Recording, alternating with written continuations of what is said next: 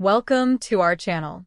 Pete Alonso's dwindling free agency gets a glimmer of hope with the surprising entry of an AL West team.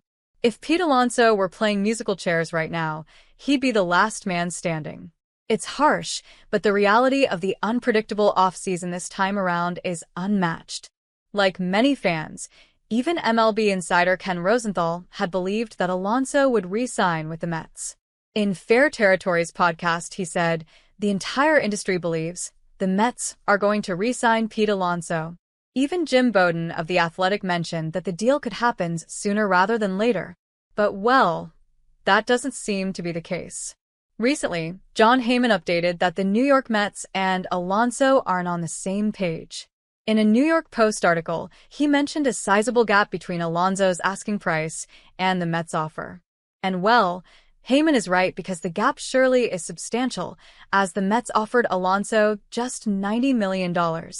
That's a surprising number given Alonso was looking for $200 million or more. Right now, doors are closing in at first base, but Alonso still has some options open, and according to Heyman, it might be the doors to Seattle. Is Pete Alonso headed to the Seattle Mariners? Jon Heyman mentioned that there is still some market for power hitters. While like Pete Alonso, Anthony Santander hasn't found a new home, there are players like Teoscar Hernandez who headed back to LA. Heyman mentioned that the Mets reuniting with Alonso is no guarantee.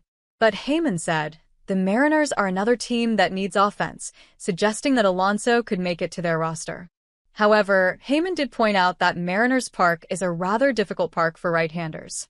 So it's difficult for free agents to go play there. But he isn't the only one suggesting the Mariners. Jim Bowden is pitching the Mariners as an option, too.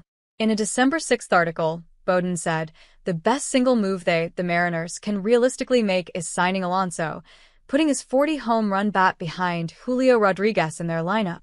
According to Bowden, Pete Alonso isn't just a fun personality, but also can perform in the biggest moments, making him a great choice. Bowden even predicted that Alonso would sign a 7-year deal for $189 million with the Mariners. Well, sure, Mariners Park isn't a right-hitter's paradise, but Alonso's consistency and power may be able to overcome it. However, his name isn't just linked to one franchise.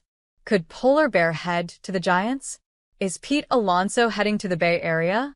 Well, the San Francisco Giants are turning out to be a potential landing spot for the former Mets slugger. Susan Slusser of the San Francisco Chronicle mentioned that Alonso is on the radar of the Giants. They're looking to add another power hitter after signing shortstop Willie Adams. So, Alonso could be the missing name in the lineup. Jon Heyman reiterated the same, saying that the Giants haven't signed a ton of players and they have money left to spend. Well, the San Francisco Giants haven't had a player who hit 30 home runs ever since Barry Bonds in 2004. So adding Alonso would give their offense a good kind of pop, which they have been missing for 2 decades now. Plus, the NL West is a rather fierce division, and recently the Arizona Diamondbacks strengthened their bullpen by adding Corbin Burnes. The LA Dodgers added Blake Snell this season too. So if the Giants need to be competitive, they need a player like Alonso by their side. Right now, multiple teams have already filled in their first base spot. So, Alonso needs to decide quickly. Scott Boras already has Bregman in a pickle, too, and teams seem to have drawn the line with Bregman as well. So, right now, Pete Alonso might have to reassess and maybe sign for a lower pay deal. What do you think he will do? Let us know in the comments.